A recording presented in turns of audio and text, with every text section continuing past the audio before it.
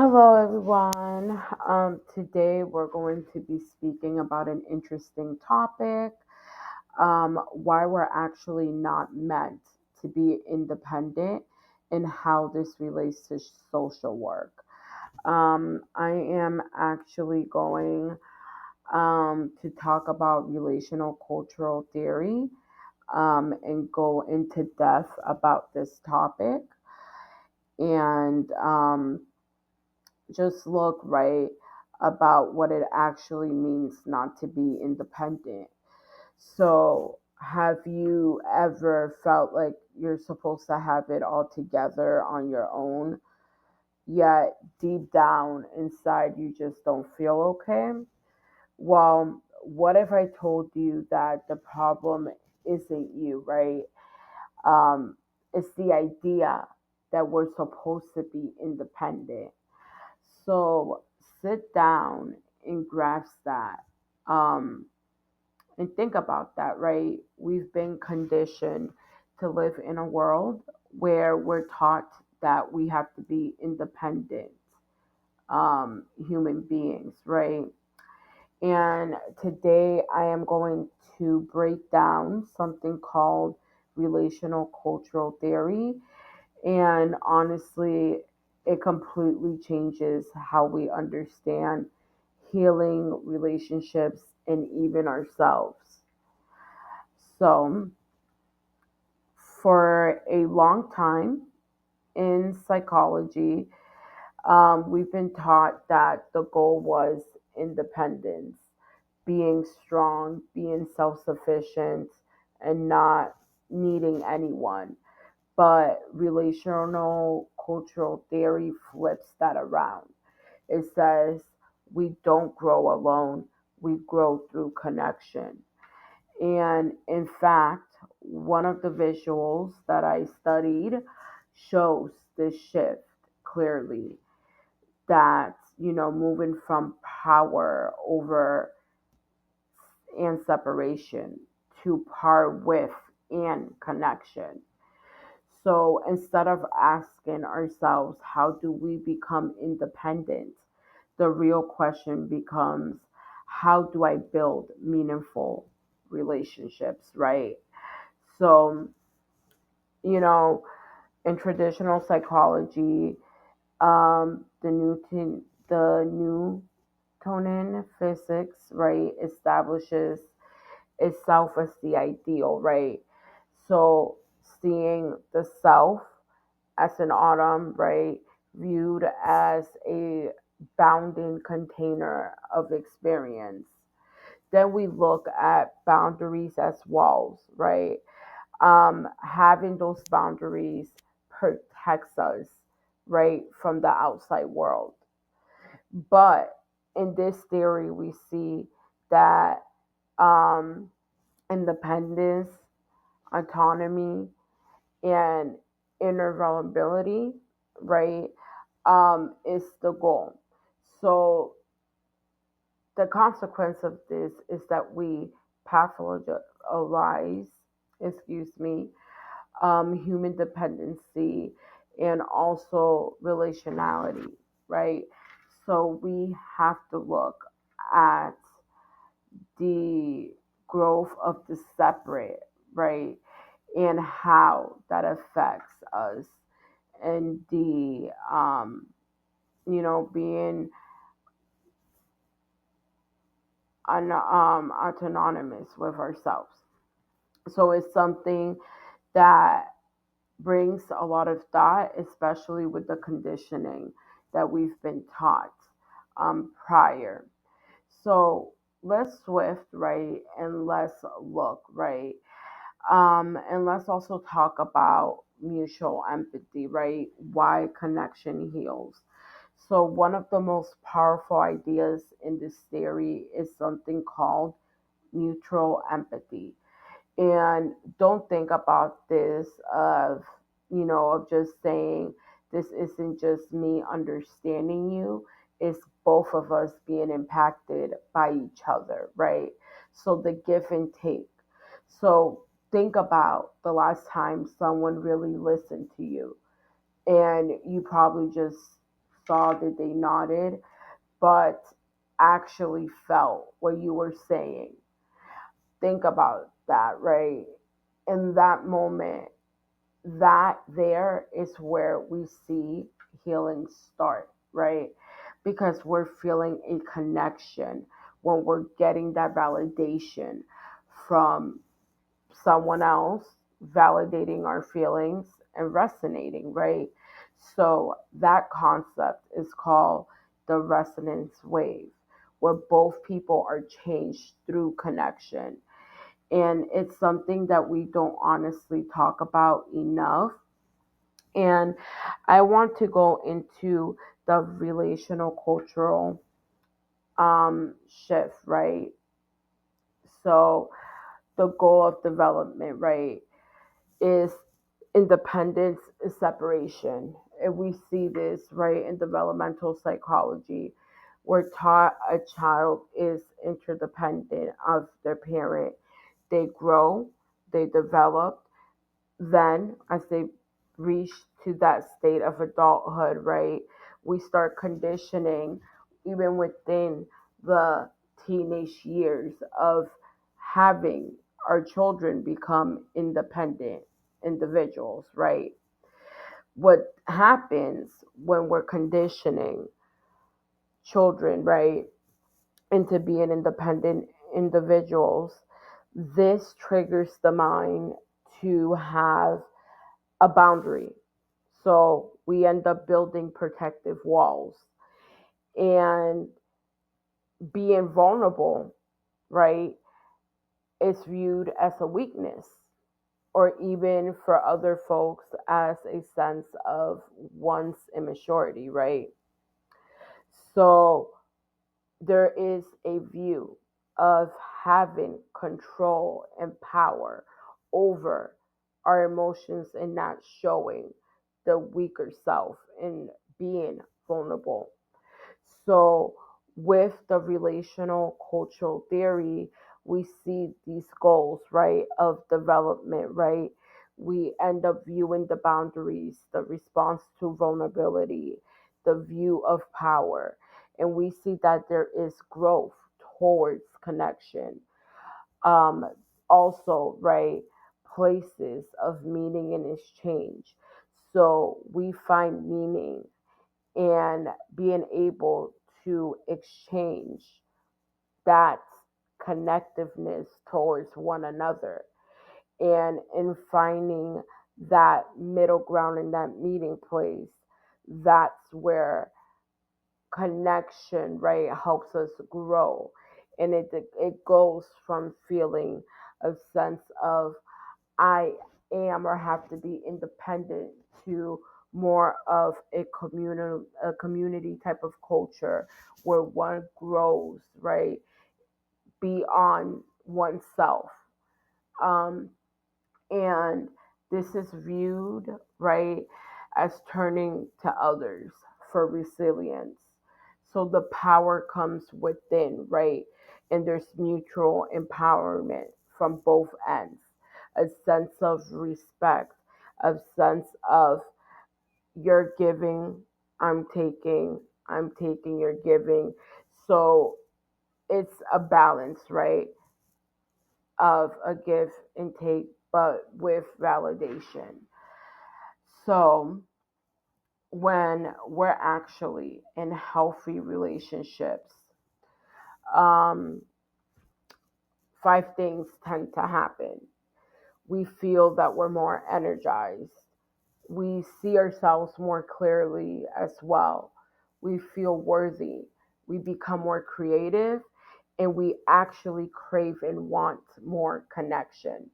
That in itself is powerful because it shows that the right relationships are not meant to drain you, they're meant to build you up, right?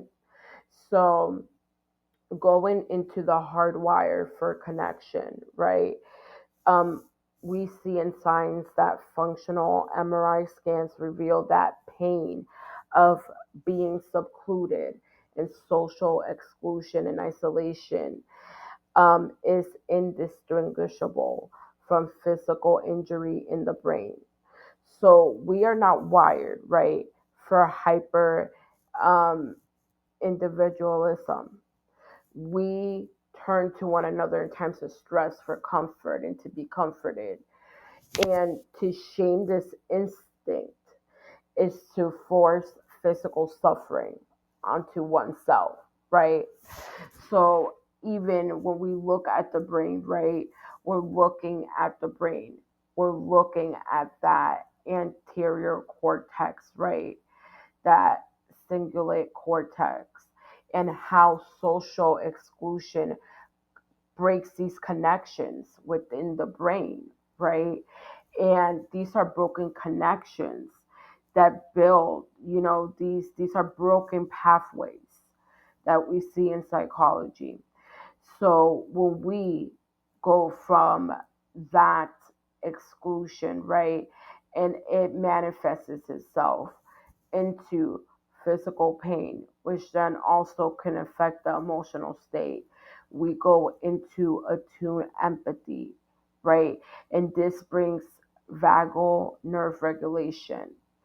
So there's a resonance in the connection, right? In the state of connection.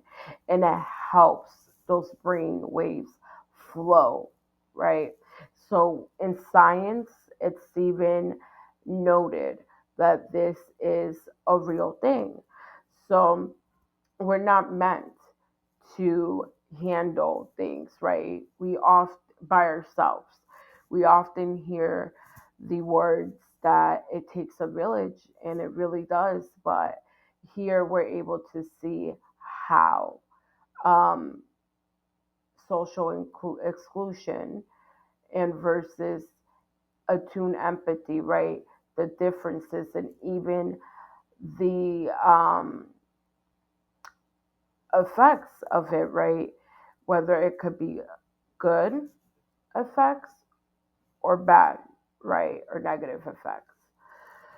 So we spoke, right, about the mutual empathy and the resonance wave, acknowledging each other, right? Internalizing the impact, revealing the impact, internalizing it, and then acknowledging one another, right? And how this all flows. So we go from internalizing the impact to acknowledging the other person, to then acknowledging that impact as well. And then it goes to the other, person and how they feel, and them feeling seen and feeling like they matter. And then that goes into a infinity loop, right, of giving and taking based on connection and relation to the connection that one person has to another. So mutual empathy requires seeing, knowing, and feeling that you have impacted the other person. So it's not simply reciprocal empathy. It's not looking at it as I empathize with you, you empathize with me. It's being able to open oneself to be changed through and by the other person. Now, we did speak about the five good things, right, that happen. And the five good things, right, when we look deeper at these five good things, we see desire, right? We have a yearning for more connection just by growth and fostering relationships. We end up gaining more creativity, right? The capacity to take action and generate new ideas. That zest, right, of increased vitality and energy and clarity. We get a better and more clear understanding of oneself as well as the other individual that we're interacting with, for individuals. And then we get a sense of worth, right? A heightened sense of personal value as well. So let's look at the cycle of disconnection, right? The cycle of disconnection and why we pull away. Now, here's the part that I would say hits me personally the hardest. When we've been hurt, rejected, or misunderstood, we are not just able to move on. We develop strategies to protect ourselves. This is where borders, right, and boundaries come in. We can tend to shut down, avoid being vulnerable. We tend to people please or act like we do not need anyone. But the truth is, those aren't flaws. They're a protection mechanism. Excuse me. There's even something called the cycle of disconnection, where having repeated invalidation leads to isolation if it's never repaired. So, what it looks like is distance, right? Is often trying not to get hurt again by another individual. So, you know, we see that acute disconnections are inevitable. The response determines the trajectory towards either resilience or condemned isolation. So let's look right at empathetic failure versus acute disconnection, right? So failing with empathy is based, right? We see the invalidated experience. We see from one feeling invalidated to withholding parts of themselves. And then we get to the relational paradox, right? Yearning for that connection. But at the same time, we feel of not only being vulnerable, but feel scared of us being violated in a sense, right? And this leads to chronic disconnection. And then we condemn ourselves into isolation. But versus when we look at acute disconnection, right? And we look at mutual acknowledgement, we look at, repairing rapture, right? Expanding relational images, right? Which is the give and take towards that connection with one another. We end up seeing resilience and growth. So we can see the differences between the impacted failure and acute disconnection towards that relational connection in the theory, and how gaining a mutual acknowledgement and respect, right, helps expand our senses and our connection, and even through brain waves, right? And we become more resilient as a result of it. So, you know, when we talk about also in controlling images in the bigger system, it's not just personal experiences. We're also shaped by society, also shaped by messages that tell us who we're supposed to be, right? And these are controlling images. We see controlling images in things of, for example, don't be too emotional, handle it by yourself, you're too much, or you're not enough, right? And over time, we start believing that these statements, right, these are controlling images. They start to control the way we perceive ourselves. And those beliefs affect how we show up in relationships or whether we show up at all as well. So, the relational paradox in a cultural context, right? Repeated violations by a dominant culture force the non dominant group to consciously or unconsciously distance themselves from heritage to avoid rejection, right? This is where we place boundaries as a wall, as a protector, right? And the historical trauma, for example, of immigrants even hiding cultural identity, changing names, hiding, for example, Sabbath rituals to secure safety. And an oppressive system shows that, right? So we see the dominant culture pressure. And then within the dominant culture, the need for survival and having a mask on, right?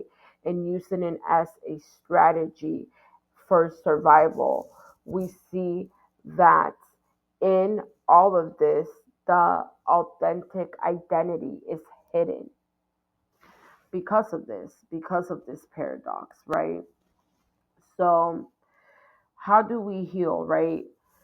And when we talk about healing, healing just doesn't come from isolating yourself and being able to just figure it out. It comes from safe, consistent, and real connection, right? From people who hear you, who see you, who don't judge you. Because when we experience something different, we start to believe something different, right? And that's where growth starts to happen. So if we look, right, at controlling images and also silencing tactics, diversity in itself is literally like a Sesame Street. Our problems have never been about diversity. It's always been about um, stratification. So, who shall we have and what we measure? So this is taught by Maureen Walker that diversity is a Sesame Street. Our problems have never been about diversity. It's always been about the stratification. Who shall have what in what measure, right? So controlling images, right, that we see that silence us. These images are tactics that hide the authentic self. For example, the race card, right? Um, just business or hyper individualism. So societal lies are designed to dictate who matters and mandate silence and protect the power over status quo.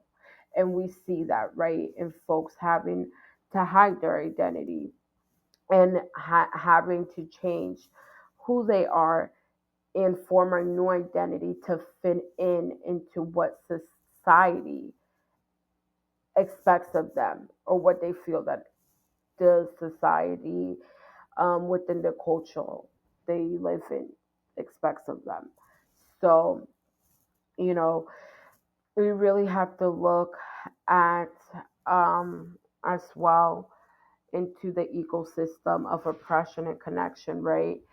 And let's look at this synthesis, right, of controlling societal images, mandating silence, which trigger the interpersonal relational paradox, and it traps individuals in a neurobiological pain of condemned isolation, right? So, macro, right, which would be the overall, right? We see our controlling images, right? How we view ourselves, right? The things that we portray in our heads and that we tell ourselves on a daily basis. The micro, the in between would be the relational paradox as well, right? Where we find that mutual commonality between oneself versus the other individual. And then when we sense, right, when we go into a condemned state of isolation, that isolation is the glue that holds oppression in place. But connection dissolves it, right? So we're looking at mutual empathy and community as well at this point. So redefining power from over to with, right? Knowing that power is simply the energy to induce responsiveness. So, power, right? When we look at power over, we see toxic power and how it operates to perpetuate itself and it protects its position versus power with, right? structural power. And this exists to reduce the differential and elevate the other person, right? So we're reducing those barriers, right, with the structural power, right? The power with versus the power over the individual. Now, fluid expertise, right, and anticipatory empathy. So, leaders and educators should be able to acknowledge power differentials without hiding behind them, right? Because there are power differentials between managers, their associates, or who's ever at a higher level of power, right? And we have to approach this, right, in a state of thinking of power imbalances, right, with fluid expertise. Um, Thinking about relationships, for example, a therapist and a client, a manager and an employee, right? And we have to be, you know, open with thinking that the openness to be changed by the other has an effect on the individual. Then when we compare this also to um, anticipatory empathy, the thoughtful strategy of predicting how your actions will land, right? Whether, let's just say, rather, right, rather than just blurring out authentic thoughts in the air, right, from the amygdala, from your throat, right? Um, it's, acknowledging and having that conscious thought of thinking before we speak, right? Because it could be misinterpreted depending on what we say or who we say to, and depending on the worldview as well. But, you know, this is what we go into disruptive empathy, showing respect, right, as an invitation to otherness. So respect does not require a sameness agreement or attraction. It is a tell me more stance. So it is the conscious softening of our muscular and psychological armor in the face of conflict, creating a liminal space, right, for another person's becoming.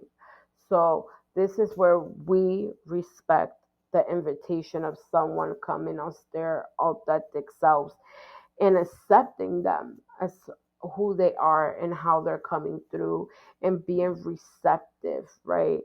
Um, so, we see, right, the disruptive empathy versus the respect of having that invitation to others, right? Um, so just being able to disarmor the psychological armor and checking ourselves where we're in face of conflict, right? The mind protects itself, right? We talk about fight or flight. Um, and even through lived experience, we create these barriers of not wanting to be hurt and disconnecting, right? Because of trust issues, because of what we've been conditioned, right, to believe if we get too close to people, they might hurt us through lived experience as well, right? So this is a good perspective to look at. So, we here rolling it up. If you've been feeling disconnected, guarded, or feeling like something's off, it doesn't mean that you're broken. You're human. And maybe what you need isn't to be stronger by yourself, but it is to feel supported in connection. And that is, right, the main context of relational connection, right? the power of radical connection, right? So growth isn't just a solar endeavor. The human spirit, we see how we drive when we are able to dismantle the myths of the separate self, rejecting the silencing tactics of stratisfaction and embracing mutual growth and fostering connections, right? And just like Jane Baker, right? Miller has said, a leader, right? Founder in this context of the relational connection theory, right? In order for one person to grow in a relationship, both people must grow, right? Together. So I hope this resonated with you. I hope you were able to get some more insights as well regarding the relational cultural theory based on connection. And if you like more topics like this, please subscribe and share these conversations with others that we need to be having. So, thank you. See you in the next one.